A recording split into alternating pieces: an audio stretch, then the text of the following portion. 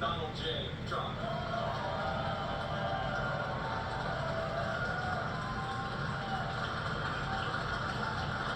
He's right. I looked, I said, oh, look at this beautiful sunny day. And we blew it, and then I went outside and we were freezing. You would have been very unhappy. The sun was very deceptive, I will tell you. It is cold out. And I'm sort of saying, you know, that was so beautiful today, maybe they should do it there every 4 years. Does that make sense? I don't know. Because, you know, the outdoor thing is really big, but it gets a little cold around this time of the year. Some people have noticed. And a lot of times they suffer through it. There was no suffering in that room. It was 72 degrees. It was perfect with the best acoustics I think I've ever heard in a room. This is not so bad either.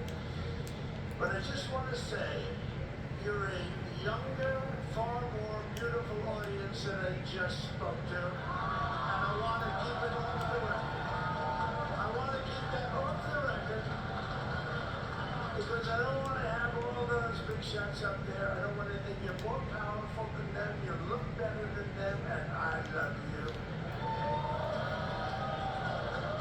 Now, we just had a great time. We just had a great day. This was amazing. You know, when you think we took a journey, I mentioned in the speech, a lot of people said that was not a journey that was possible, and it was indeed possible. I didn't really know too much about what they were saying when they said that, but a lot of people felt it. And we hooked up with JD very early. I watched JD over a period of time. I endorsed him in Ohio. He was a great senator. And very, very smart. The only one smarter than him was his wife. So I wouldn't have chosen her, but somehow the line of succession didn't work that way, right? But now she's great and he's great. This is a great, beautiful couple and unbelievable career. I just said to him, you are very upwardly mobile. Because he hasn't been doing it that long. But he picked it up so quickly. Remember the first week was a little bit like the fake news was hitting him really hard. And he said, oh, this may be tough. But after that, it was smooth sailing for him. He took on everybody. He took on the meanest. I don't want to use the word corrupt because we're into a new system. So let's wait till the corruption begins because it will. But he took on some pretty mean people, and he handled it well. I want to also congratulate Mike Johnson for the job that he's doing.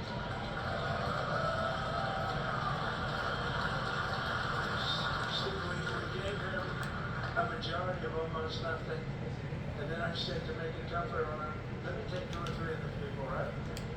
I said, he'll only have to suffer with that for about 3 months. How are they doing, by the way? Are they moving along? I said, do you mind if I take this one, that one, and a couple of others? He didn't mind, he can handle it. No, he's a man that's liked by everybody. I've never met a man like this. You've got how many is it, 219 or 220 or something? 220. And of the 220, 219 really like him. I noticed he got one man in the road once about 2 weeks ago. But I think even 220 like him, if you want to know the truth. And that's very unusual. I know a lot of nice guys in Congress, and they have 35 people that hate him. So if you have 35 people that hate you and you only have 1 or 2 or 3 votes, you'll have 5, I think. But that's going to be like, you know, the good news is when we get to that 5 number, it's going to feel like a massive majority. You can be really nasty to a couple of them. So it's going to feel like hitting your head on the wall and stopping. It feels so good to stop. But he's done a fantastic job. And Steve Scalise's, he's our hero. Because, you know, I was with him. Talk about being shot. I was with him. He got some bad ones, and his incredible wife. And she really loves him. You know, you never know about that. I've been with other people that were doing clothing, and the wife is like, you're looking at her watch. You can't get out of the hospital fast enough. How's he doing? I don't know. So that woman was a mess. She was crying. No, they're going to take him. I told Steve when he finally woke up, it was a while too. Hey, are you taping the TV here? Blood they've ever transfused in any patient. They've never done anything like it. Just shut up. Picture of strength. What? And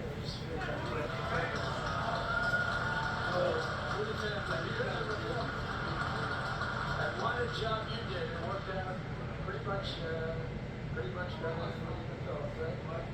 And I did have a couple of things to say that were super controversial. And between JD and Melania and anybody else that agrees, sir, it's such a beautiful, unifying speech. Please, sir, don't say these things. I said, I'm telling you, it's going to play great. They said, you're right, for this group of people, it's going to play great. You're the only ones I heard by that girl, but we had some beauty in Melania. She said, sir, well, you said what she said, but said no. No, I better say I'm only kidding, and the press is going to pick that one up. No, but she said, no, I think it's really terrible. It's such a nice speech. I think it's, it all depends on the delivery. How was the delivery? Was it good? But she said it's such a beautiful speech. You can't put things in there that were and I was going to talk about the J6 hostages, but you'll be happy because it's action, not words that count. And here's the live action on the J6 hostages.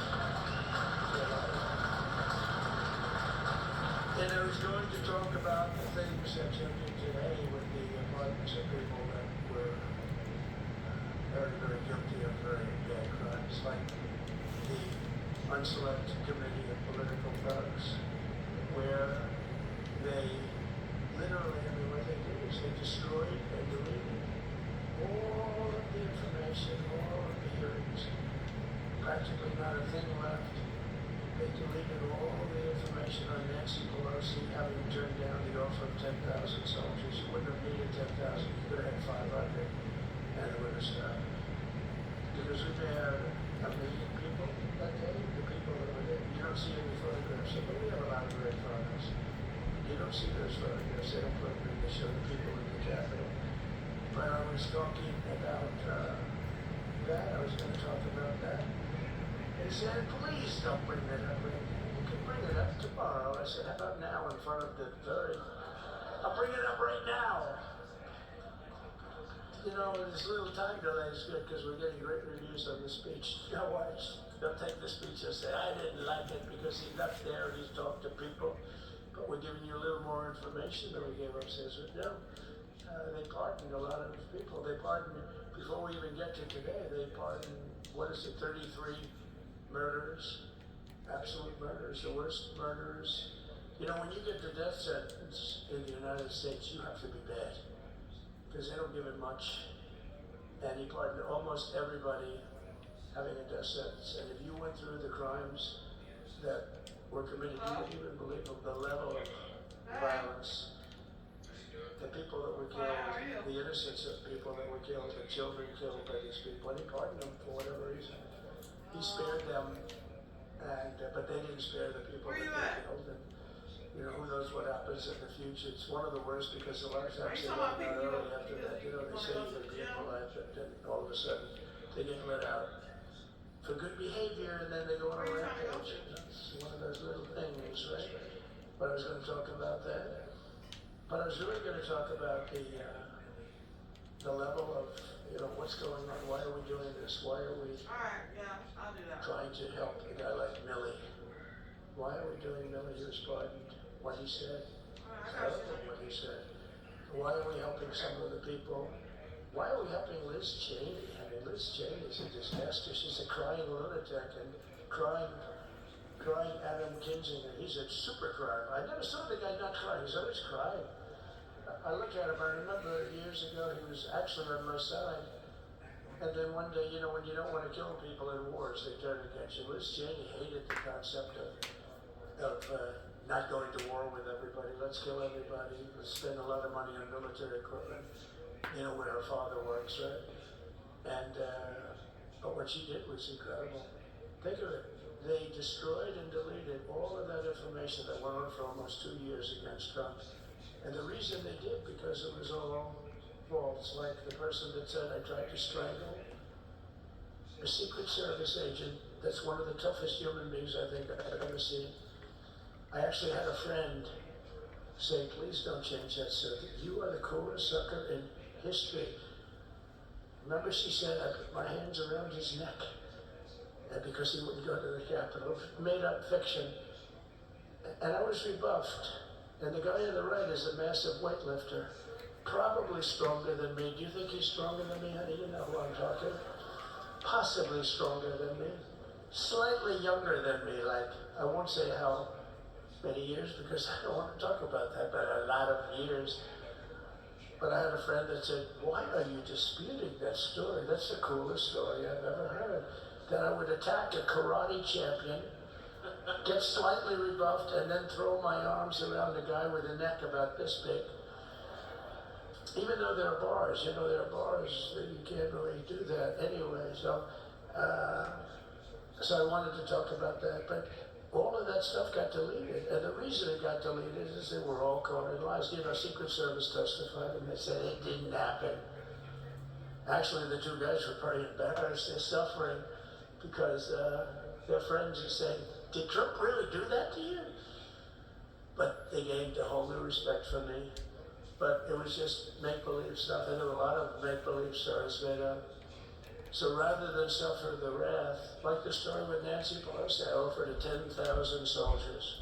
She knows it. She admitted it on tape that her daughter made. She's a videographer or whatever you call her, which I'm glad she is. So she can't be in good stead with Nancy. But Nancy said it was my responsibility as she's leaving the Capitol. She said it was, and it was. She's in charge of security at the Capitol. But I offered them up to 10,000 soldiers, even more. One time I said more, as many as you need, but you needed 400 or 500. If 4 or 5, you need 10,000, that would be more than the number of people there by a lot.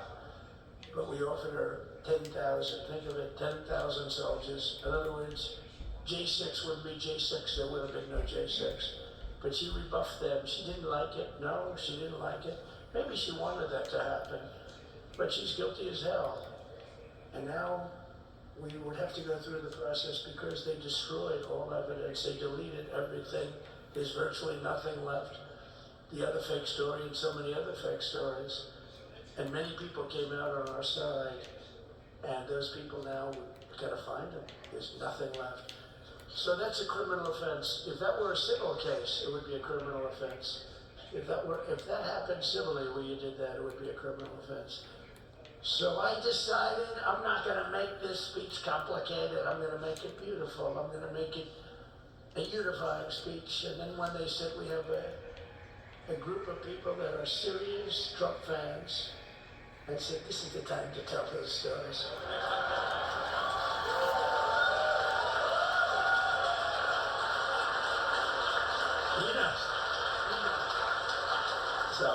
But seriously, I like to, I think it was a tremendous success. I think we're very lucky we put it inside because it is really cold. We just went to the helicopter out of respect to something that's taken place for a long time. I guess it's as old as helicopters. You used to get into a stagecoach, now you get into a helicopter. Times change. But it's pretty old custom. And it's a beautiful custom, actually. It's a beautiful custom. I wish we could have had a better relationship. I wish we could have had a better relationship between Republicans and Democrats. I was with Senator Schumer. I said, Chuck, I think it's time we all start getting along a little bit because it doesn't make sense. I mean, we literally never get a Democrat vote. They never get a Republican vote, almost. And although there is a bill coming up very shortly that we have a lot of Democrat votes, right? It's going to be a very beautiful bill that I'm deciding, I would say, within a week or so, and it's going to be a very good bill. You all know what I'm talking about. So I just want to thank you all for being here. You have been our fans from day one, all these people all over. You've been our fans. This has been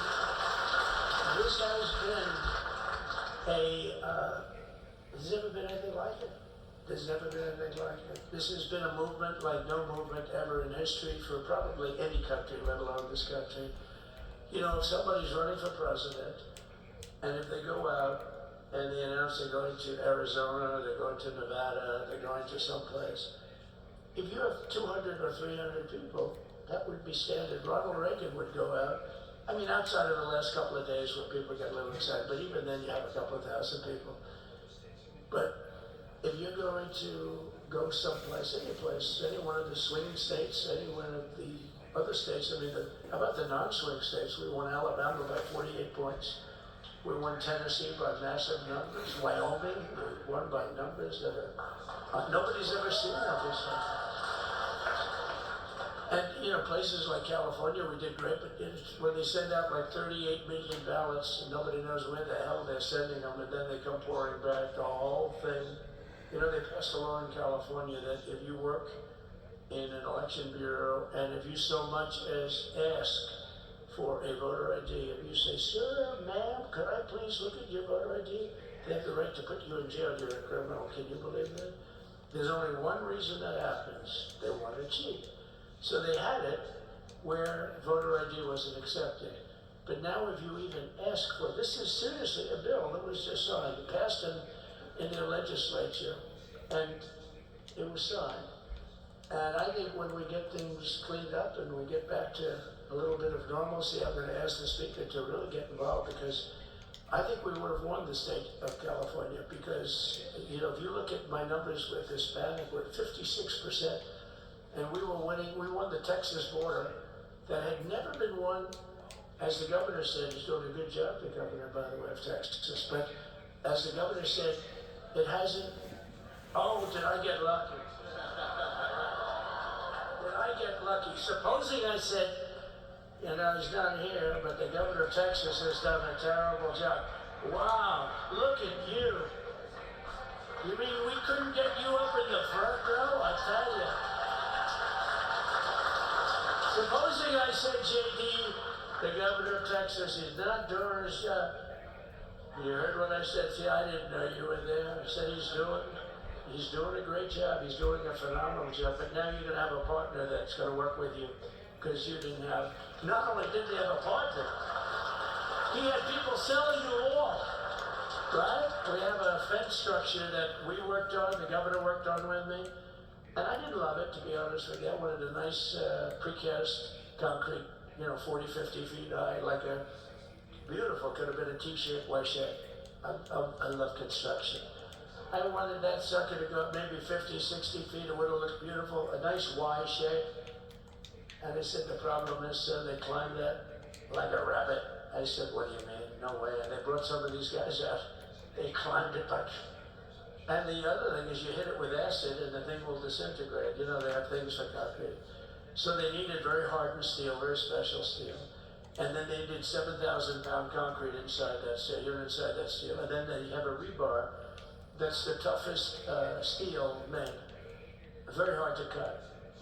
So this is why very little is cut. I mean, it's right. And then they put an anti-climb panel on top. I hated it. I said, it's so unattractive. And I said, why would that work? I don't believe it works. And I went to watch the Border Patrol, gave a display. We had actually two sets of climbers. The guys that climb up walls with drugs on their back, I mean, they got like 60, 70 pounds of drug, and they go as fast as you can walk. They go bip, bip, bip. Or we have Mount Everest type climbers. And honestly, the drug guys were much better. The drug guys blew them away, right? But it's true, the anti-climb panel, they couldn't get around it. They just couldn't, when you didn't have it. So sometimes you sacrifice beauty for efficiency. And we did, so we built this wall.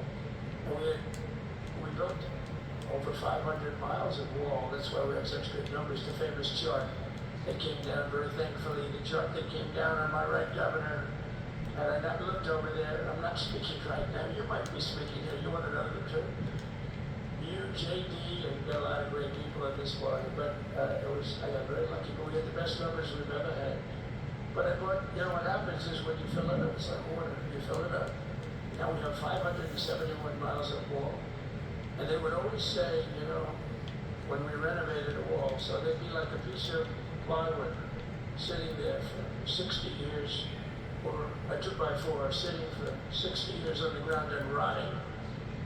Because, you know, and they say, you didn't build a new wall. And here we're building 50 feet up in the air, 30 feet sections, 50-foot sections, all steel, all concrete, all everything. And all, by the way, they don't even want me to say this, but what the hell, doesn't take that long time. They were all wired for all of the equipment. We put wires in everything so they can easily wire for all of the different types of equipment. So if there's a doubt, we have a wire. Whenever we just look, you just find the wires all over the place up top. So we can just hook it up. We don't have to have wires on the outside, which wouldn't do too well, right? So anyway, so we built an extra 200 miles of wall. And the governor wanted to buy it, he tried to buy it, and they wouldn't sell it to him. He wanted to put it up himself. Could have been done in 3 or 4 weeks, 200 more miles, because when you do it now, they just keep going further out, getting around. So we did an extra 200 miles, and it was all bought.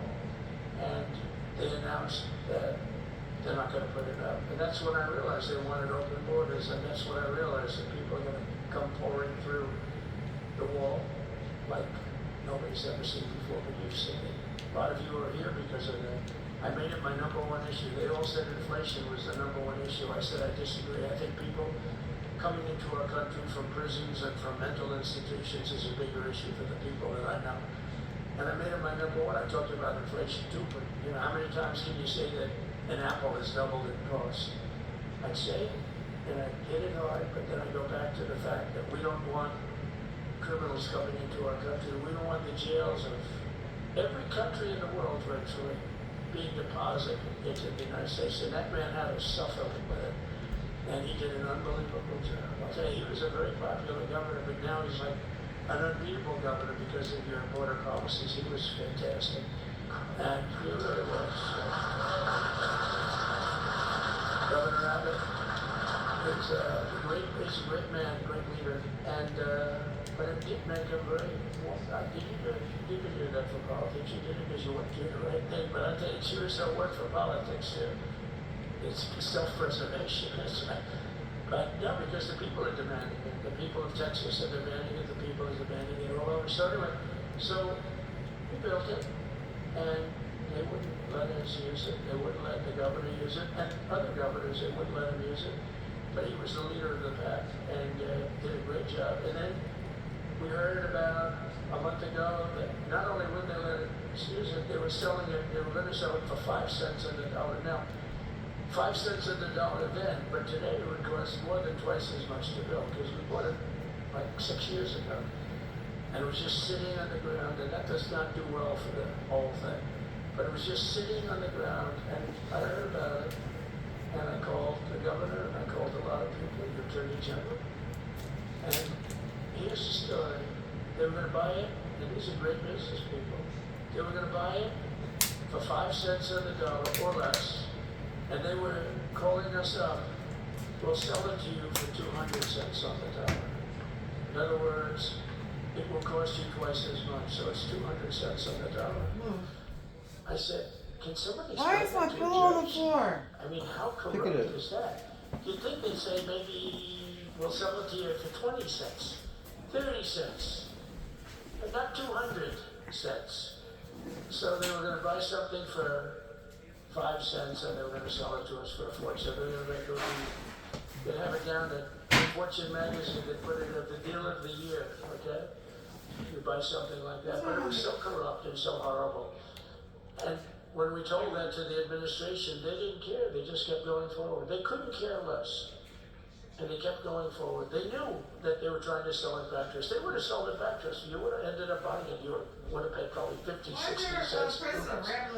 But they were using the scrap metal, but then they made a much better deal. They could just buy it and sell it to us for 15, 20 times what they paid. 20 times, think of it, like 20 times what they paid. He's talking to the crowd. And we wouldn't let it happen. And the governor with his attorney general, Ken Paxson, they made a fantastic, a good lawyer. He's pushing on pretty good by people, right? I said, you got a great attorney general. They said, leave him alone. He was wicked. And Ken and the governor went to court, and a judge actually became incensed and actually called for an investigation. How could a thing like this happen? So he stopped it. So we're waiting to put that wall up. And now that you have a new president, that wall will go up so fast. Don't they? So you like to The jump governor yours out, right? complains, sir. Flip it upside down, Mrs. yeah. Greg Abbott, sir, please, the wall is going up too fast. Please don't do that. You know the story about winning? No, we're going to win too much. We're winning too much, please. So stop. People always love that one. We'll do this with the wall. Governor Abbott calls, sir, the wall is going up too fast. We can't take it. We just can't take it. No, I think you'll be very happy if the wall goes up too fast, right? But we'll get that dude. We'll work with you on that. But it was a great decision by a great Texas judge, right? Well, here, you want to come do this because Beautiful to watch. He stopped them on the track. All And they right. were literally loading this stuff onto trucks. It was terrible. Honestly, it was terrible. And he wouldn't take it. So I'm so glad I mentioned that they have a really good governor in Texas. And I swear, I didn't know he was here. I swear to you, it sounds like a setup. I didn't know you were there. Did I get lucky? I said the right thing. Because there would have been moments when I wasn't so happy with it, you know? But not too many, I can tell you that. So anyway, it's good to see you too, Governor. Great. But I just want to thank everybody. You've been incredible. I recognize so many of you. It's so crazy. But this has been a long journey. This was a journey that started in 2015. Probably started 20 years before that. People used to say, "You're going to run for president? You're going to run." And I always said, no. I don't want. And then one day I said, let's give it a shot. And what I talked about then was the border too. I think it probably was the number one issue for me. Back in 2015, 2016, I talked about the border. And now I talked about the border, but this border is much worse. We fixed the border, it was totally fixed. There was nothing to talk about. 2020, by the way, that election was totally rigged, but that's okay. It was a rigged election. You know the only thing good about it? It showed how bad they are, showed how incompetent, and frankly, historically, this is a much bigger event. If that would have gone like it should have. And the bad thing about it is some bad things happened, like a lot of people in our country that wouldn't be in our country right now. So, you know, that's the bad part. But I will say that it started in 2015, and right from the beginning, we went to the top. Day one, they announced Trump, and Trump went to number one and stayed there for the whole primary. And then we took on Hillary. She didn't look too happy today. We took on Hillary. A very nice person, but we took on Hillary and we defeated Hillary, and then we did much better the second time in 2020. You know, we got millions more votes. We got millions, like 10, 12 million more votes than we did the first time. No president has ever gotten that many more votes. I got like 9 million more than anybody else had ever gotten. And they said we lost. And because of that, I said to Melania, what do you think? And she said, you want to do this again? And had we lost, and had I felt we lost, I wouldn't do it again, because that's like the ultimate poll, right? But I knew how well we did, and this time we made it too big to rig. It was so big. They tried. They tried like hell. They tried to do it, and around 9:02 they gave up. Last time they did bad things, and this time they just said, yes. You know, I don't know if you saw Mr. Speaker in Washington, they had placards, they were all set to march, they thought it'd be closer. A gentleman asked me, a very respected gentleman asked me yesterday, how come the polls were so wrong? They showed you winning, but not in a landslide. I said, because people that are true Trumpers are so angry at the whole polling system and at the writers, the fake news, that they don't want to talk to anybody. So when you call somebody from Trump, who are you voting for? Look at you. They say, it's really business. I'm not telling you. And that was probably 40% of the people they called.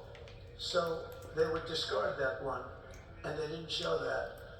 And then when the election happened, you know, the vote came, and it was much different, much higher than, we're going to win, but they really thought, they couldn't believe the one man said I did was so much higher. We won all 7 swing states.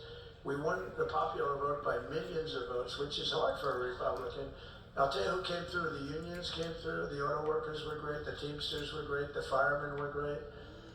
I think almost every union was great. The only one that weren't great, although Sean was great, and the Teamsters, Sean O'Brien, the head of the Teamsters, was fantastic.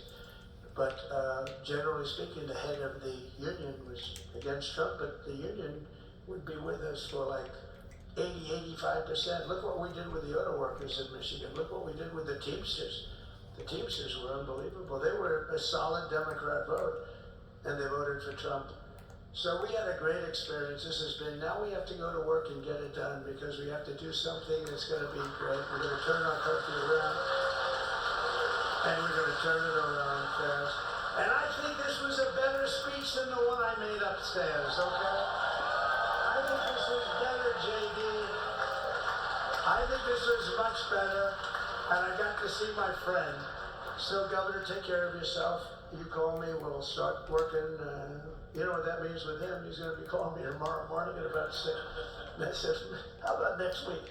You call me and we're going to get it started real fast. We'll really help you a lot. You've done a fantastic job protecting something which is it's not supposed to be for the states. And amazing job you've done. Thank you very much. And I want to thank everybody. And I have a First Lady who's been incredible.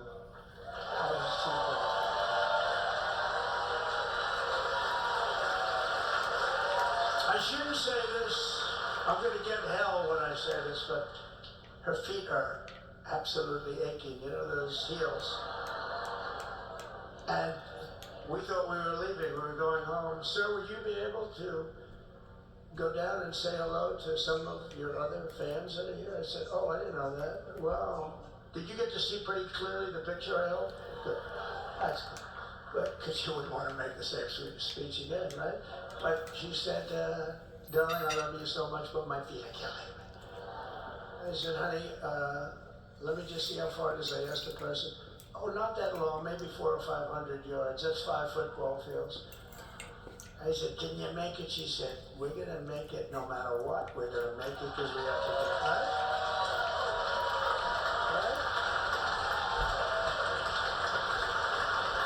And then we went out to the helicopter just prior to this and said goodbye. And it's a custom, and the wind is blowing like crazy. And with the hat that she's wearing, she almost blew away. We almost lost her. She was being elevated off the ground. She almost blew away. No. So we all appreciate it because you've been a great First Lady. A beautiful and a great First Lady. And they love our First Lady. You know, JD, whenever I make a speech, I see hundreds of times, we love our First Lady, we love, and they do, and they should, she's great. So I just want to thank you very much. I just want to thank everybody. And I felt that, I said to JD, should we give him the A treatment, the B treatment, the C, the D, or the F? You know what the F is? Hello everybody, thank you for being here, bye-bye. I gave you the A+ treatment. Thank you. Thank you all. Thank you, Governor. Thank you all very much. Appreciate it.